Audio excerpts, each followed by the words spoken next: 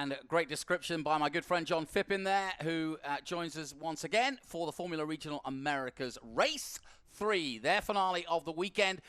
We've had some great stories in FR Regional this weekend, including Ernie Francis Jr. winning his second FR race, and also keeping an eye on Josh Carr, who's had an up and down weekend, but he's always in the fight.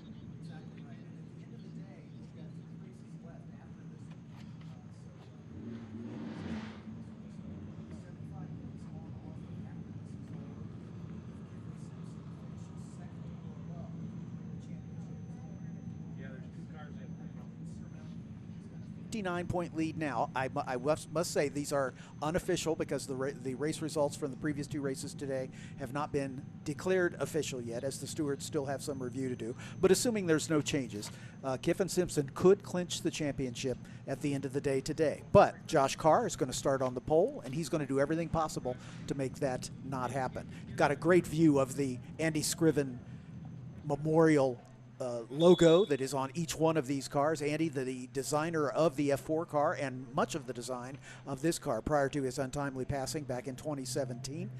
We started this series in 2018, so the car was well along at the time Andy unfortunately met his end, but we honor him here at VIR because it's the closest to his home base in Denver, North Carolina, where Ligier North America builds these beautiful race cars.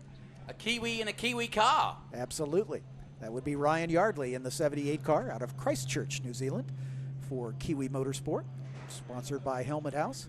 And what a story Kiwi Motorsport have had, not just with New Zealand drivers, but with everybody that's raced in this American Champion with them. I got to know them down in New Zealand when they raced in the Toyota Racing Series, which Ryan Yardley raced in as well. But a really successful team, well, the most successful team here in America. Tina Larson and Gary Orton, fantastic stuff. And there's another member of the squad. You can see the Kiwi Motorsport on the helmet. Absolutely. And Joshua and Dylan Tavella for the Crosslink competition team. Kiwi and Crosslink have had a partnership, but in the FR series, they do run two totally separate operations. And the Kiwi Motorsports drivers coming to the fore here this weekend. As we said, Ryan Yardley right out of the box, by his own admission, a bit out of practice because he hasn't raced in single-seaters for a couple of years. But obviously, it's like riding a bike. You don't forget it too much. As, he has already been on the box twice here this weekend. We're getting the animals, aren't we? JT Motorsport with the Australians with the kangaroo, and then we've got the Kiwis from New Zealand. It's a really eclectic and international bunch. There's Jordan Missick, already a winner this weekend. Finished on the podium yesterday. Was hoping to make it back-to-back wins, but the race just didn't come his way. But we had Jordan in the commentary booth with us on Saturday, and it was great to see him have some success on earlier in the day on Saturday as well. Ernie Francis Jr., of course. There's the 14 car of Dylan Tavella. That's the teammate of Joshua Carr, the 2019 F4 U.S. champion, who is currently second in the points.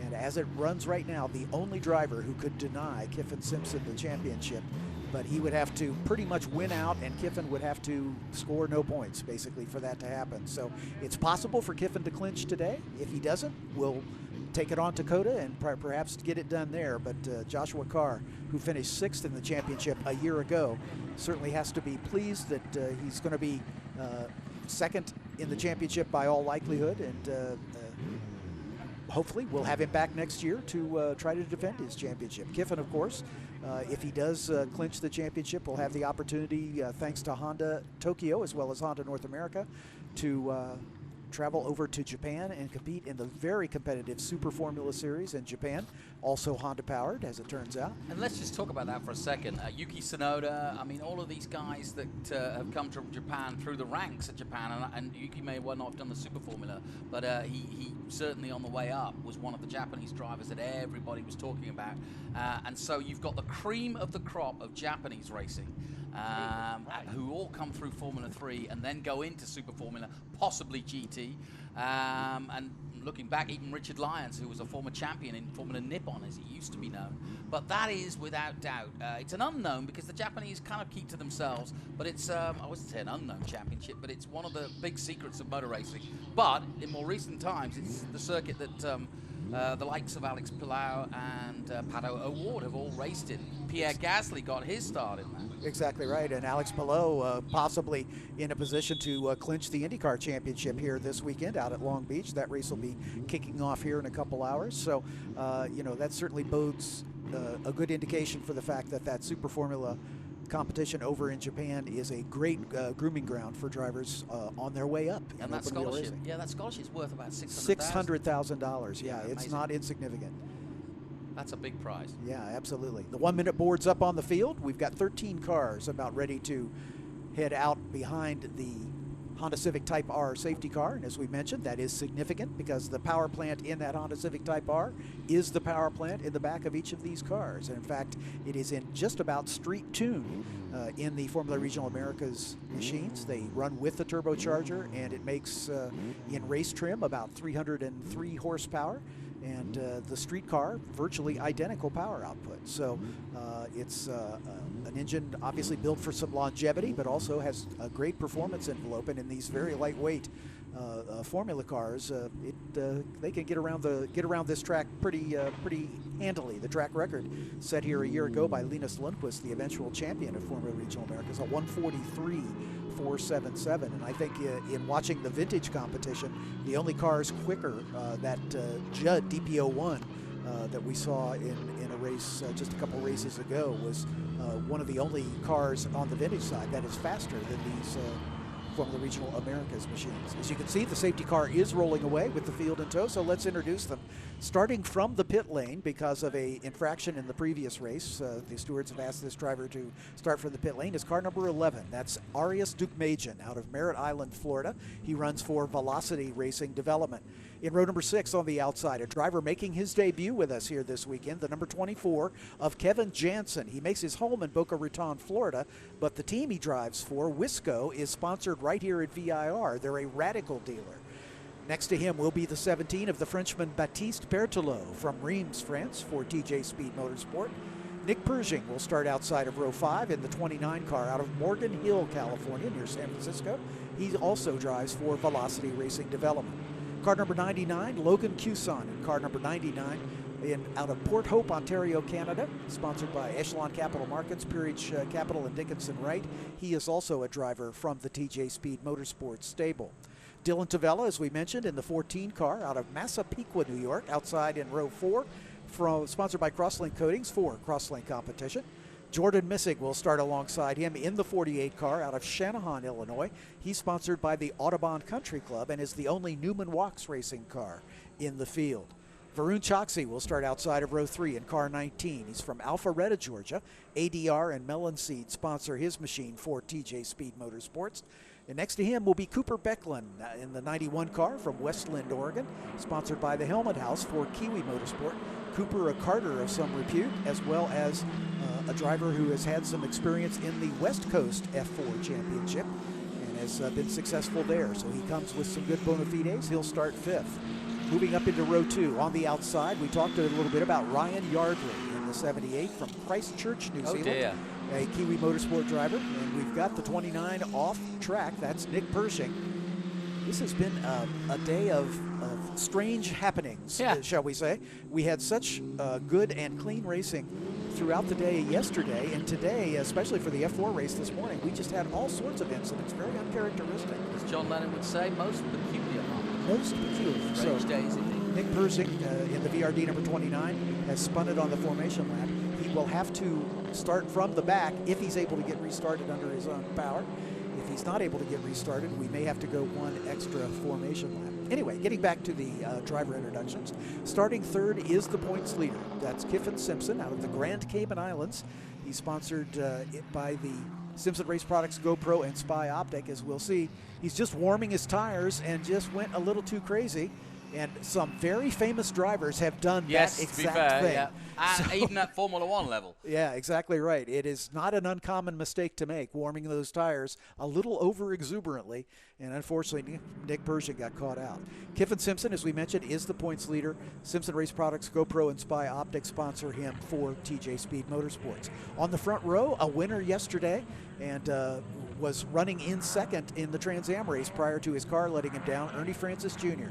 in the 98 out of Southwest Ranches, Florida for Future Star Racing and the Wings and Wheels Foundation. Ernie, of course, the recipient of the PMH Powering Diversity Scholarship for the Formula Regional Americas race. And our pole sitter, the man who is second in the points, the 2019 F4 U.S. champion, Joshua Carr of Sydney, Australia, sponsored by Crosslink Coatings for Crosslink competition. Josh's job is to keep Kiffin Simpson behind him and hope for the best. The safety car has pulled in, so we're going to line them up, as apparently Nick Persing has been able to get that car refired.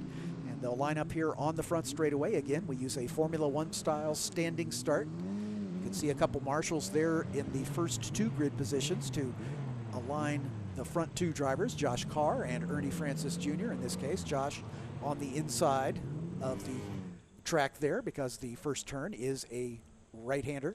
I'm looking forward to this because Josh Carr knows what he's doing in an FR car. Ernie is getting better and better and knows this track better than anybody. Exactly right. And Ernie obviously will be looking forward to a good race here because he's coming off a win. That's Arias Duke Machen in the pit lane there, just yep, in front of our commentary booth. Away we go. The rev's coming up. 4 lights, now 5. And we're away. Ernie Francis gets a good jump. What a start from Ernie Francis Jr. straight into the lead. And I don't think that, well, Josh Carr's going to try around the outside, but I don't think there's anybody stopping Ernie into turn 1. Ryan Yardley also got a great start. He is right there in third spot as they work their way through the horseshoe for the first time. But Ernie Francis Jr. getting the jump on Josh Carr as they work their way into NASCAR for the first time. I really want to see, after the disappointment of his Trans Am run, Ernie give us his best shot here because this is his penultimate round of the series, and if he could win a couple more races, wow, what that would do for his career and potentially his future. Yeah, absolutely right. Ernie was very effusive in his praise of the team on the podium yesterday because he qualified in 8th position in yesterday's race and came through to take the win, and he said the car was just dialed in. He says as good as it's ever been under his hands. So that's a great start for Ernie Francis, and it looks like they've carried that over into this afternoon's race as well. Josh Carr, Ryan Yardley right there, Kiffin Simpson in the 4th spot as they negotiate the Oak Tree Bend and begin the long run down the back straightaway. Someone slowing here. I can't tell from this angle the number of that car, but someone definitely off the pace. Yeah, definitely slowing right down, and either they'll try to sort of tiptoe back to the pits, or just it'll pull off onto the grass and try and put itself into a safe spot. Yeah, exactly. There are some orange cutouts on the guardrail around the track where the drivers are encouraged to put the car if they can, so that we can avoid having to bring out a safety car to tow a car out of harm's way. But Ernie Francis Jr. is going to lead this lap comfortably over Joshua Carr. Yeah, that flying lap, a 1:49.061 by Ernie. That's pretty quick from a standing start. Absolutely. Josh Carr just about the same pace of 49.3, but Francis Jr. holding the early fastest lap of the race. Josh, Ryan Yardley looking racy. He's going to try to have a little bit of a go on Josh Carr, the New Zealander and the Aussie. Probably no love lost between them. Well, and as you know, Ryan Yardley's raced in Australia, the great rivalry there, and I love the fact that it's America, Australia, and New Zealand all in the way we should have Formula Regional, just what we wanted. And a Grand Caymaner in 4th spot, yeah. So not all bad. 4 different nationalities in the top 4 positions. And we could be looking at our first Grand Cayman's champion. Absolutely. Single-seaters, yeah. I'm pretty sure. I think Stick my neck out there. Yeah, I'm inclined to agree with you. Good shot of Ryan Yardley. Kiffin Simpson keeping the pressure on. Kiffin has really impressed me this weekend. He hasn't had a win in a while. He won 5 of the first 6 races, and he has been, you know, a long run of podium finishes, but he realizes what a commanding points lead he has coming into these final 2 rounds of the season, and he's been very intelligent with his racecraft. He's not put his nose in anywhere it doesn't belong, sure. And he's taken what the race has given him, realizing that as long as he doesn't make a big mistake, he's pretty much got the championship in hand. Yeah, and Kiffin Simpson came onto my radar a couple of years ago when he did the Florida Winter Series, the Yak Academy, and Academy, and really he had a brilliant run there, and everybody said, watch out for this kid, and of course here he is, and the truth has come out. Yeah, it's true. He has certainly put this paddock on notice that he is going to be a factor to be reckoned with. Like I say, being so dominant in the first 2 rounds of racing. As we see the single file parade down into the horseshoe right now. Nobody making any moves at this early stage. These races 35 minutes long, so we've got plenty of time left for this one to evolve. The other thing is the final race of the weekend, there's always an issue about tire management. They only have 2 sets of Hankook slicks to use for the entire weekend, starting in the qualifying session on Friday all the way through the 3 races that they have to contest. And so they can use those 2 sets however they wish, but basically everybody's on kind of marginal tires at this point. They've got some used rubber under them, and these Hankook tires have good staying power, but obviously they do lose a little grip as they get older. So that's going to be a factor. Who has looked after their tires all weekend long to have something under them for this final race of the day? You know, and here's a bit of trivia for you, but the top 6 all within 1/10 of a second each other on that last lap, and 7th place Jordan Missig faster than any in the top 6. That's how competitive this race is, when the guy in 7th place is running quicker than the top 6 and nothing in between the top 6. Well, you can see the majority of the field right here, and no one is getting away. I mean, they are all line astern, you know, within 1/2 second of each other, 0.2 of a second in one case. So, you know, these cars are absolutely identical. They are very evenly matched. There's no, one of the hallmarks of this series and the F4 series as well is that the cars are very rigidly maintained so that no one can throw a lot of money at one of these cars and go faster. You can't bolt on, you know, unobtainium special suspension pieces to make your version a little quicker than the competition's. Everybody has the same platform to work on. So it's really down to the skill of the engineers and, of course, the skill of the driver. The engineer to dial the car into its maximum potential and the driver to extract the most from it. Down into the horseshoe once again. There's the 14 car of Dylan Tavella, currently running in 6th spot. He's the teammate of Joshua Carr from the Crosslink competition stable. Dylan, a winner already this year at Road America, and finished on the podium in the first race here this weekend in 2nd position. So looking for a good result here in this final race. You kind of get the feeling that, especially at the front, they're kind of feeling one another out right now, and it's kind of a waiting game with 30 minutes left to go. They're waiting to see how the track is going to evolve and how the tire wear is going to evolve. As Tavella having to be a little defensive with Logan Cuson right on his rear wing. So Tavella in 6th. Logan Cuson in the 99 car right behind him. Jordan Missig, I believe, has dropped back 1 spot. There's Missig in the 48, and I believe he's now running back in 8th position as Cuson has gotten around him. And Cuson makes a dive into Oak Tree. That was a close one, but Tavella gave him enough racing room so that they didn't come together. I agree with you. I think I just looked at the times again, 46, high 46s in that last lap, so they've upped the pace from the 47s they were on before, but everybody is line astern and doing the same pace, but nobody, you can see that there's no out-of-control movements, and it's just one of those races where they haven't pulled the pin just yet. Yeah, exactly right. Arias Dukmajian, who had to start from the pit lane, has worked his way up to 10th, so he's in the points, and he just set fast lap of the race.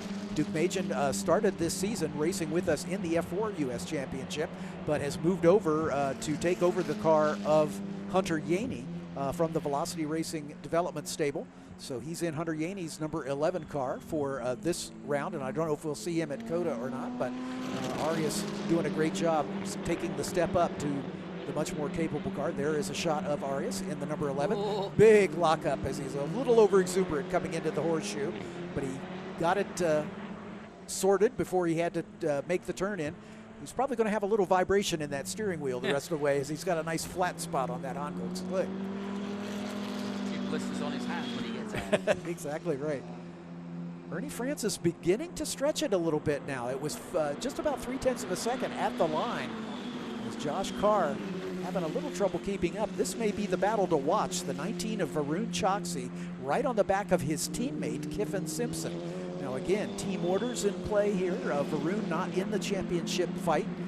He is currently 5th in the championship, but it's out of reach for him to surpass his teammate.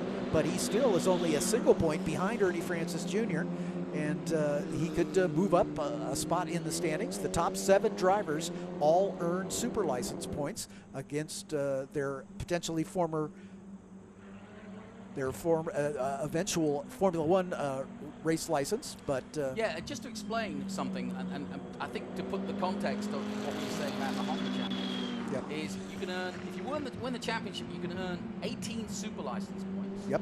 If you win the Super Formula, then you can get 25 points. Yep. And if you do that back-to-back seasons, pretty much, you've got over enough, 43, yep. to be able to go into Formula One. You are then eligible to race in Formula One. That's how close these guys are to the big time. You can earn a Formula One license, absolutely. That doesn't mean that it's automatic by any stretch of the imagination, but you have made up all of the FIA qualifications to sit in a Formula One car on a Friday practice or whatever the case might be. And there's not many drivers out there, and it's a handful, I really mean that, outside of those who've already got a job in Formula One. Yep. Yeah, we're talking about 20 or 30 drivers maybe eligible in the world. Yeah, exactly. Ernie Francis beginning to stretch it away just ever so slightly, eking out a little more advantage with each passing lap. As Duke Majan, I believe, or that might be Nick Pershing, I didn't see just as he flashed out on my screen. Nick Pershing also in the Velocity colors in that 29 car. Kiffin Simpson put in his quickest lap last time out in 4th place. That's the 11th back on track and Kiffin going. Yeah, so that must be the 29 of Nick Pershing, who is about to be put a lap down by the field. He's the one who spun on the formation lap.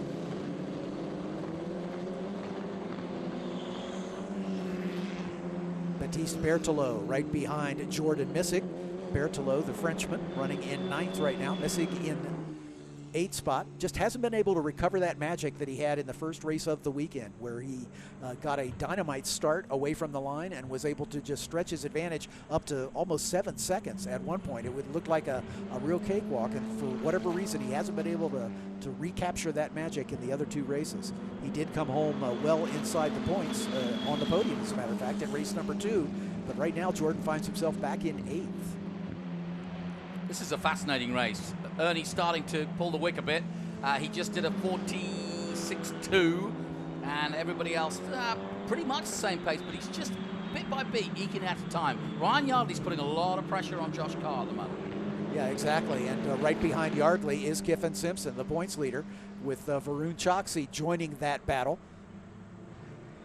As those 3 cars for 2nd, 3rd, and 4th really running the closest together right now. It's about 0.4 of a second back to Choksi at the line. Simpson having a look. Yep. Logan Cuson running right behind Choksi, just set fast lap of the race. So the fastest lap of the race has been a lot of different drivers here so far. Yeah, you always expect the leaders to set the fastest lap. Not always the case here. Yep. That's how close it is. Yeah, exactly right. And we're talking about just a few tenths making the difference. Everybody's lapping in the mid 146s right now. Well, and it also proves why we talked about how the rarefied air. Oh no! Off goes Ryan Yardley. A rare mistake, the first mistake of the weekend for the 78 Kiwi. Well, they say Kiwis can't fly. They just did. Yep, and he's going to drop all the way back behind. Actually, he's going to get around in front of Baptiste Berthelot, who he forced a little bit wide there as Yardley. Unintentionally, but yep. It is what it is. Yeah, so that'll drop him into 8th position right now is Yardley, and that'll move Simpson up to a podium spot. Yeah, that's important, and Josh Carr knows that too. That's the last thing Josh needed, was the pressure of Simpson behind him. Having 1 car between them was nice for Josh Carr, but now he's got the champion-elect right behind him. Yep. And as we said, if the champion-elect is able to get around Josh and finish in 2nd spot, the championship is over. It's been clinched. So up to you, Josh. You want to keep running. Tavella's in, and the back of the engine is off. Yeah, they're having a look at the suspension. They're not looking at the power plant so much, but at the gearbox or the suspension. These cars all run a Sadev sequential shift gearbox, 6-speed gearbox, paddle shifters, of course. And they're looking in that area. Let's take a look at that little bit of action, yeah. And here it is. Ryan Yardley coming out of 10, just gets a wiggle on, but by then it's too late. And that's all it takes, isn't it? Yeah. Yeah, we were talking to Jordan. He was saying that on fresh tires, these climbing S's are absolutely flat. They can just, you know, mat the throttle, and he says you feel like a superstar driving a Formula One car, making it through the climbing S's. But as the tires get a little age on them, they don't have quite the same peak grip, and that might have caught Ryan Yardley out just a tad there. Good battle for fifth. Logan Cuson, Jordan Missick, Ryan Yardley recovering. As we can see, the 19 car of Varun Choksi in fourth. Right behind him, Logan Cuson, and then Jordan Missick. So a good three-way battle for fourth, fifth, and sixth as the top three stretching it out just tires. a bit. I've just heard an off. Yep. That was Baptiste Berthelot as he went around there at Oak Tree. But no harm, no foul. He'll catch up to the back of the pack. Well, this has got plenty of drama, and there's plenty more to come. So Josh Carr trying to keep the championship alive, holding off Simpson. Meanwhile, Ernie Francis Jr. looking for back-to-back wins, which would be incredible in a man who's basically racing in another championship. In fact, he's raced in 2 complete championships this year, none of them to do with single-seaters. This is his first time in single-seaters as a rookie and as a future racing star. Being helped by Al Unser Jr., not a bad guy to help you out. Two-time Indy 500 winner and multiple champion in Indy, and race winner, and of course a member of that multifaceted Unser family. Another shot of Dylan Tavella's car. They've got the engine cover back on the car, but don't seem to be any hurry to send him back out. I have a feeling their race has been run. Ernie Francis Jr. just set a personal best at a 45.9. The time's beginning to get a little quicker. You would think, well, the cars ought to slow down as they continue in the race. Actually, the weight of the fuel is a significant percentage of the weight of the car. So as they burn the fuel off, the cars get a little lighter and a little more nimble. It's not at all uncommon to see the fastest laps turned at the end of the race. Just the way you see it in the same Formula One, the same thing. Even though we don't do tire changes in this race. No, but lighter fuel and obviously, you know, getting bedded in, you also get more confidence as you get into the zone, and it's a combination, really, isn't it? Looked like we had a car going just a little bit wide there. The second place runner of Josh Carr. They're coming up to lap, I believe that would be Nick Pershing that they're coming up behind. You can see him well out in front, but looks like they're going to catch up to him. Fastest lap of the race so far, Ernie Francis Jr., 45.9, so dipping into the 45s. Pretty impressive. Mateus Solero Bell holds the race lap record set here 2 years ago at a 144.015.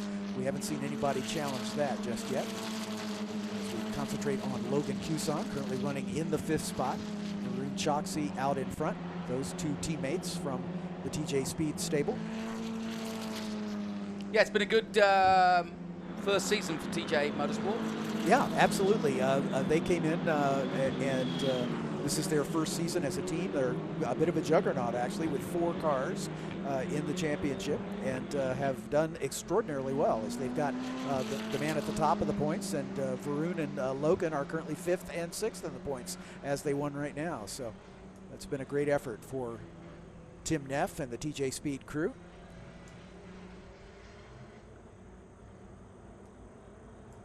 Yeah, Ernie Francis continuing to stretch his lead. It's up over a second now.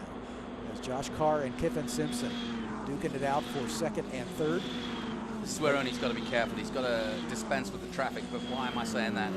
He races Trans Am. He knows what to do. Yeah, he's usually so far out in front, he's used to lapping back markers in a Trans Am car, no question. No, yeah, he's had such a snake bit season in Trans Am this year. He's had the pace at every round, as he always has. And, you know, he can't be a 7-time champion without being fast enough. Somebody's again going slowly. Same spot. Yeah, that could be Nick Pershing letting the field by. I see. Yeah. Just a question. Not sure. It looked like a VRD car. Yeah, has the very characteristic gray livery of the VRD machines. And there's Ernie by himself. So I think that's exactly the case. I think Nick may have just backed off, knowing that he was already a lap down to let the field go by, or that he was going a lap down to let the field go by. Ernie is in cruise control mode here. Yeah. I think he's got that car exactly where he wants it. The team has given him a good race car, and everybody else is going to have to pick up what's left as Josh Carr and Kiffin Simpson still run close together, and then a bit of a gap now, back about a second or so. Simpson having a little sniff as they head into the horseshoe. thinking about trying to get that outside line, which then would be the inside line for NASCAR. But Josh Carr doing a good job of making that car just as wide as he can. Simpson wants it bad, doesn't he? Yeah, he does. He is just really trying to go for it. I think he feels he's got a little advantage here. Yeah, he's definitely frustrated. You can see in the body language of the car, the way he's putting it in places that he's trying to just give himself enough of a run. And Josh, of course, using his experience. This is Kiffin's first season in Formula Regional Americas. And Josh, of course, competed. Oh, that was close between Choxy and Cuson. Choxy holding on to that position, but Cuson had the nose of that car just about chopped off by his teammate. And there's Jordan Missick right behind him. That's a great three-way battle for 4th, 5th, and 6th. Ooh, mistake there by the 19, and bang comes Cuson. Now he'll sit behind him, but he's got the drive here, surely. When you make a mistake like that at Oak Tree, you lose drive, and he's definitely got a chance down that back straight. The most important turn on any racetrack is the one leading on to the longest straightaway, and that's the case at Oak Tree. And you can see that has really opened the door. Now we've got a bid for second, as it looks like Kiffin Simpson is making a lunge there on Josh Carr. I think Josh has been able to hold him off. He has. But this is good. Say, oh yeah, Simpson is wanting to put this championship to rest right here, right now. I think he knows the math just as well as the rest of us does, and if he can find his way around Josh, or God forbid, if something were to befall Ernie Francis, like I say, all he has to do is finish second or better. I mean, and you the know, championship is his. People might look at this and go, why risk everything? You know, you've got the championship, you're that far away. But the truth is, like you say, why give Josh another chance at another track on another day in any weather where you don't even know might happen? There's a lot can go, the pressure can build. Get it done as soon as you can, then you can go unfettered to Dakota. So I get why he's pushing so hard. Kudos to our guest commentator, Jordan Messick, as he has found his way around Logan Cuson to work his way up into the top 5. But that battle for second is a dandy, and you consider the championship ramifications. There's second and first in the championship running together, and if they swap orders, it's done. And Josh knows that just as well as Kiffin does. You know, I am in gobsmacked by the way Ernie Francis Jr. is driving, and I'm now convinced of his future potential to be in any car anywhere around the world, because when he started this campaign, a lot of us in Trans Am were like, I hope it goes well for Ernie because we all love him so much. But he had no karting experience. He had no single-seater experience. He'd never really driven in anger in any form of single-seater or kart, whereas all these guys are the very best from around the world and have been doing it since they were 4. Ernie hasn't had that. He hasn't had that silver spoon of money to go and do that. And, you know, so we were worried for him, and we didn't want him to be embarrassed because he's a great 7-time champion in our series. But look at him go. This is really, really impressive. Josh Carr sideways then. And there's the pass that may settle the championship right there. Kiffin Simpson has found a way around Joshua Carr, and now all he has to do is maintain that position. Josh looks to be a little squirrelier. I think that maybe the tires are beginning to go away. And he's just not able to maintain that same pace. In fact, here comes the 19 right behind him. Choxy is going to try to make a move on Josh Carr as well, and he gets that done. Josh is not going the right direction. There's Jordan Missick right behind them. Excuse me, that's Logan Cuson right behind them to try to move up as well. And you might, in the last 30 seconds, have seen the whole championship won and lost. Absolutely. And again, the results we're giving you and the prognostications we're giving you are unofficial. Of course. But assuming that that nothing untoward happens in the stewards room, this could well be the clinching event of this championship, as Josh Carr has gone from second all the way back to 4th. Wow, I want to go to Japan and watch Kiffin race if that's the case. Absolutely. Yeah, this kid has got a bright future ahead of him, no question. And you know, you were talking about Ernie Francis. I don't want to take anything away from him as we've been talking about the championship ramifications of this battle for second. But you talk about Ernie Francis, and you know, he's won the Trans Am Championship 7 times. You know, where's up? You know, for Ernie from here. And he's still a very young man. He's still got lots of good years of racing left to him. Maybe he does make the switch over to open wheel. You know, that would be a great story. It was interesting because I tried to get something from his mentor, Little Al. this morning, and he said, well, I said, where's he going to go? You know, he could go NASCAR, he could go Indy. And he said, well, you know how much I love the Indy 500?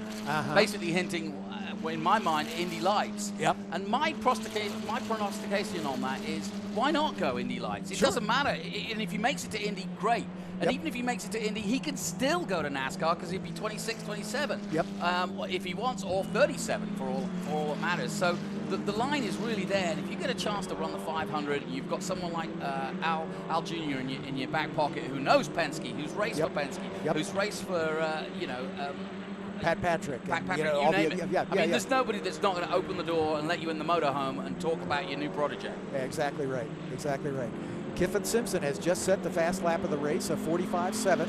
He's in clear air now after finally getting up into that second spot. I don't think he has anything for Ernie Francis with 11 minutes left, but as you can see, the rest of the field has begun to fall off the pace. Varun Choksi now on the podium in third, Josh Carr fourth, Jordan Missick fifth, Logan Cuson sixth. Ryan Yardley, unfortunately, going the wrong direction in this one. He's back in seventh right now. Arias Dugmajian, who started from the pit lane, up to eighth. Baptiste Berthelot after that spin in ninth. Cooper Becklin in 10th. Those drivers will score points on this one, as Ernie Francis Jr. and Kiffin Simpson all in a class pretty much by themselves. And there is Little Al. Yep, starting with Varun Choksi in third spot. The rest of the field pretty closely matched, but the two drivers out in front are definitely in a class of their own on this day at least. 10 minutes remaining in the race, 10 and a half, just about. You can see that battle for fourth is a good one. At the moment, at least, the three podium positions seem to be pretty well in hand. As there goes Logan Cuson trying to make a move on Jordan Missick, but not quite able to close the deal. So Missick right behind Josh Carr now in fifth spot. Simpson resets another fast lap, 45.5 from second place. The interval between he and Ernie Francis, just about a second and a half. Ryan Yardley, after that bit of agricultural racing up in the climbing S's, has climbed back into contention now in seventh spot, as he's right at the back of this battle between Josh Carr and Jordan Missick. Logan Cuson, Ryan Yardley right at the tail end of it. Varun Choksi is pretty solidly now in third, as he's opened up about a second and a half over Josh Carr.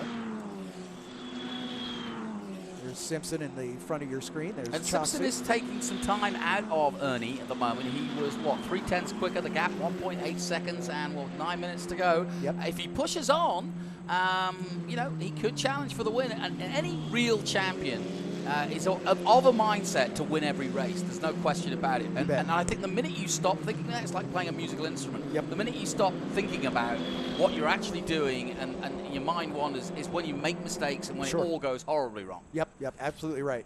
And, Kiffin, as we said, started out so dominantly, winning 5 of the first 6 races, and hasn't had a win since. Yes, good point. Since Road America, he's not been on the top step of the podium, but he's done what he needed to do. Third, second, fourth, and fifth in the races since. And he's done what he's needed to do to keep that championship alive. And now it's come good. This is great. Look at this. Yeah. Josh Carr, Jordan Missick, Logan Cuson, all locked together just outside the top 3. Love to see this kind of racing. These drivers just really going at it. They've got worn tires. They're having to deal with a race car that's maybe not at its peak handling because the rubber's got a little bit of mileage on it. And it's light now. Yep, and they're all going for it.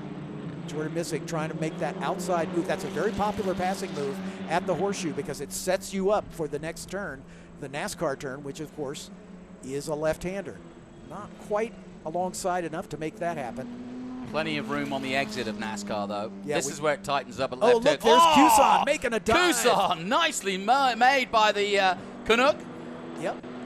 Dives down inside Jordan Missick there at the left hook. I think he caught Jordan by surprise. I think he did. Yeah. That's not a place where you frequently see passes, but he just took his foot off the brake pedal, if you will. Ryan Yardley there. Done a good job of catching up, hasn't he? Yeah, recovering from his off. He fell all the way back to, what was it, 8th position. He's running 7th right now. but closing quickly on this great battle. If they keep battling like this, it'll give Ryan a chance to catch up. 7 minutes to go. We've got a great four-way battle now down on the back straight. Can anybody get a slipstream? If anything, Missick went just a little bit wide. Josh Carr is trying to break the draft, going off to driver's left, not giving them a great opportunity to tuck right on his rear wing and take advantage of the slipstream. You can see out in front of that battle is Varun Choksi running pretty much all by himself. He's 5 seconds back of our champion-elect, Kiffin Simpson, but he's almost 2 seconds in front of this battle. And Ryan Yardley right at the tail end of it now. With 6.5 minutes left to go. I don't think we've heard the last of the Kiwi. No. I know Ryan well, and he's a fighter for sure. His dad races, his sister races. And yeah, it's a family affair. I got a text message from Malcolm, his dad, asking whether I was here this weekend because Ryan was racing. And I said, of course, your boy's going good. Absolutely. Oh, there's Whoa. a little bit of a slip from Cuson, and Yeah. that's going to let Missick back by. So Cuson overcooked it into the horseshoe, and Jordan Missick says, thank you very much. I'll take that position right back. And Yardley senses an opportunity as well. Yeah, look at Missick's car, though, getting a little squirrely under the power as he comes off of NASCAR. These guys are really struggling with worn tires at this point and really having to adjust their driving style to accommodate what those Hankook slicks will give them.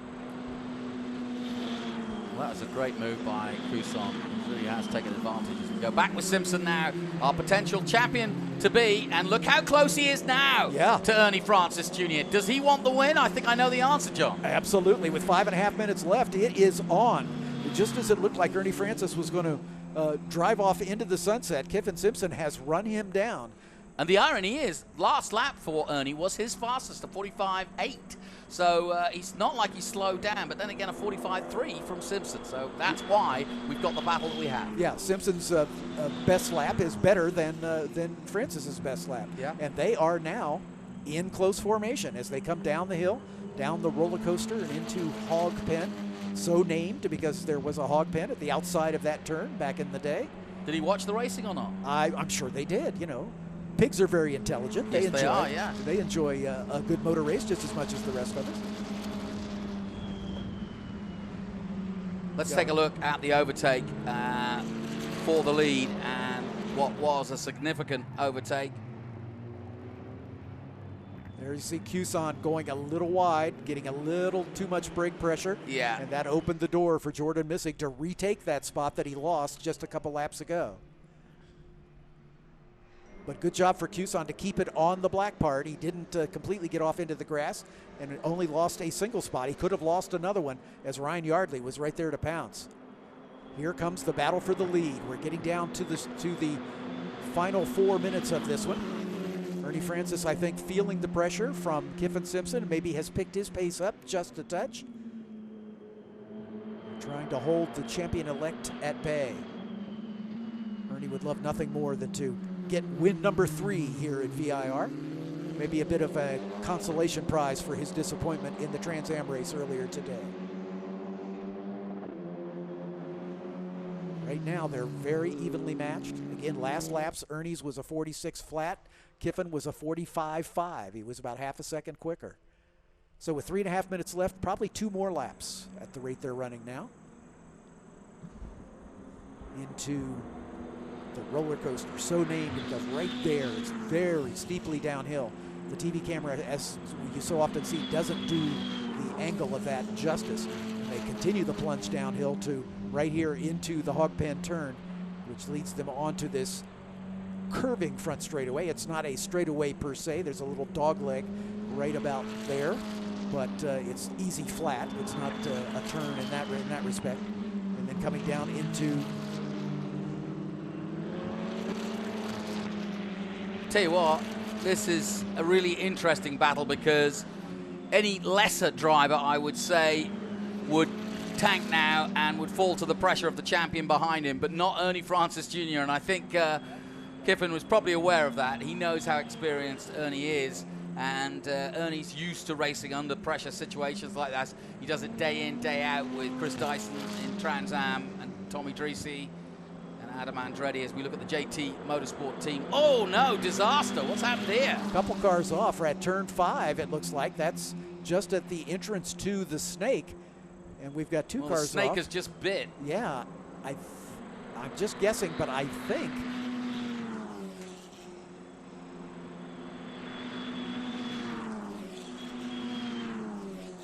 nasty. I'm just listening to race control. He is going to try to stay green all the way to the end here. That's good.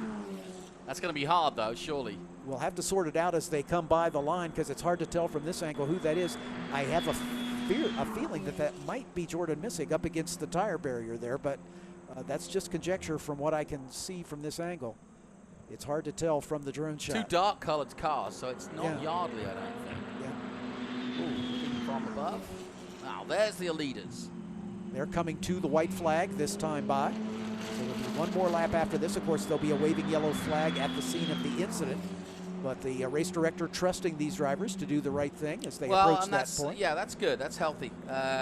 Yes, they're in a precarious position. But white flag is out in our third race here at VIR as Ernie Francis Jr. looking for his second win, and the current 2021 champion-elect about to pick up the championship in second place. Wants to win it, of course, but, well, I think he might just stay stationed for now.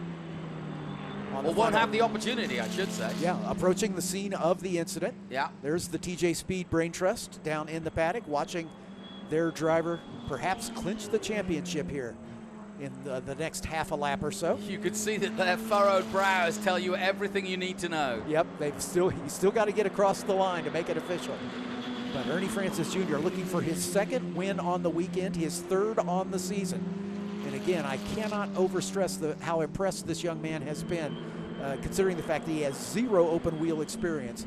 Then to step into this very sophisticated race car and to get to grips with it and win a race in his 9th outing in that car is a testament to just how pure a racer Ernie Francis is. And I don't want to take anything away from Kiffin Simpson and the great season he has had, but Ernie Francis Jr. is the real deal, ladies and gentlemen. Yeah, he really is. And we've got two great stars of the future on your screens right now. One is about to win the FR America's Championship and head to the heady heights of Japan as a Honda Scholarship recipient. The other potentially could go to NASCAR or Indy, but that is the true story of what this championship has created. Truly the stars of the future, and the future star, racing star, Ernie Francis Jr. is going to do it. Here he comes to the checkered flag to make it official. Win number 3 for Ernie Francis Jr. and a clinch of the championship for Kiffin Simpson. He will be the 2021 Formula Regional Americas champion. It's almost quiet relief rather than elation, isn't it? Yeah, absolutely right. Johnny, I'm going to get down to the podium to talk to those drivers, so I'll turn it over to you for the final bit. Looks like Josh Carr is going to hang on to that 4th spot as Varun Choksi came by in the 3rd position. Thanks, John. Yep, head down there and we'll try to finish this off and find out what happened in that incident as well. We'll try and get a replay to you, but there's no doubting the winner, Ernie Francis Jr., back-to-back wins. It doesn't get any better. Congratulations to Kiffin Simpson. So that race had everything. Good, clean racing throughout. Let's take a look at the highlights. The highlights of race 3 saw Ernie Francis Jr. pounce into the lead at the start. Josh Carr taken unawares and could do nothing about it. But Carr would keep him honest in the early stages. In 3rd place, the mighty Ryan Yardley in the 78. Back to racing for Crosslink Kiwi Motorsport. And also in the action, Kiffin Simpson just behind. Logan Cousin starting to catch up. Made that move, almost getting it wrong, and Arias Duke-Machen making a big mistake. Yardley made Kiwis fly for a moment, but held it all together. But there was no stopping Ernie Francis Jr. He really was in the zone. Josh Carr trying to keep it steady. Kiffin Simpson put the pressure on at the end, but pressure is Ernie Francis' middle name, and he wins back-to-back here in FR Americas.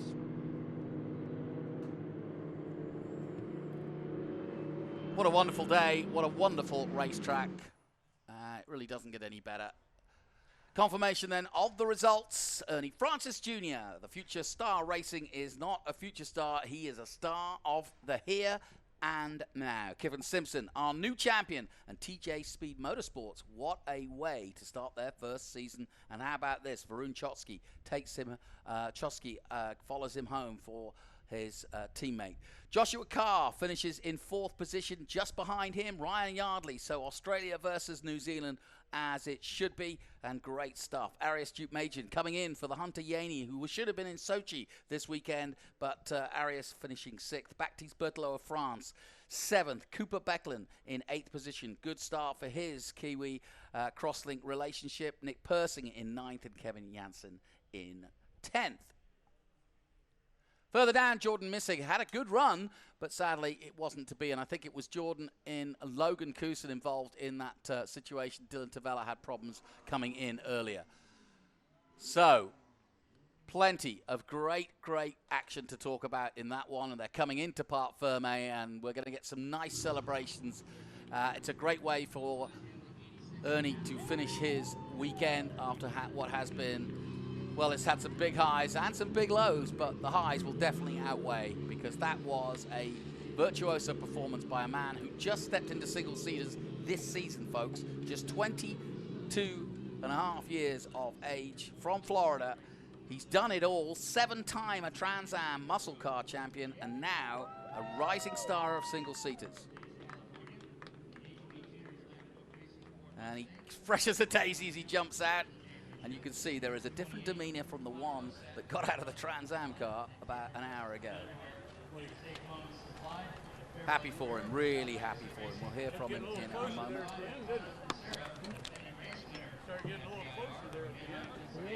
Off comes the helmet. And in a moment, John Phippen will have a word. I think Ernie's about to get his hat, and when he does, he'll talk to John. Let's go down to John Phippen, as Al Unser Jr., not a bad guy to greet you first off, is with John Phippen.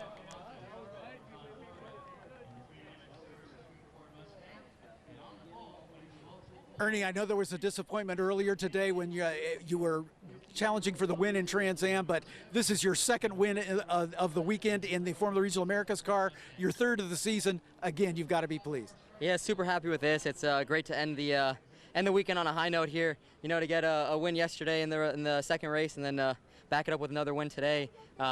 Really happy with that. Glad this one was able to end under green. Felt like we really earned this one. Stayed out front the entire time, led the whole thing. Really had the car to beat, it felt like, out there, and just tried to hit my marks in the end, and just not make a mistake. That was the plan out there. But just have to say thanks to everyone from Future Star Racing, Wings and Wheels, Mark and Laura McAllister for this opportunity this year. This has been unbelievable, going from never driven open wheel car now to having 3 wins in the season. Pretty happy with that, and looking forward to the next one. Got to ask you, are we going to see you next year? Yeah, hopefully so. I think we'll be back out here, maybe give it a full season run for a championship. We'll see what happens. Awesome. Ernie Francis Jr., your winner. We're going to keep it right here as he congratulates Kiffin Simpson.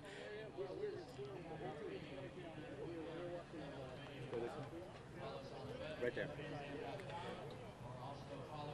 Let's turn our attention to our champion-elect, Kiffin. I don't know if you're aware of that, but if by finishing 2nd, again, it's not yet official because the stewards have to have a look at the race, but I believe you are the 2021 champion of the Formula Regional Americas. I was not aware of that, but that's exciting to hear.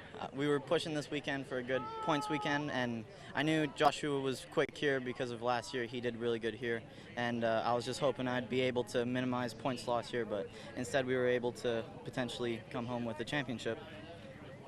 Anybody you'd like to thank? I have to ask. Yeah, I'd like to thank the whole TJ Speed team, God for helping me through this whole season, and my family, all my sponsors, of course, and this series for just putting on a great season so far. Congratulations. We'll see you on the podium. Thank you. Your new champion, Kiffin Simpson, and now 3-time winner, Ernie Francis Jr. Johnny, back to you.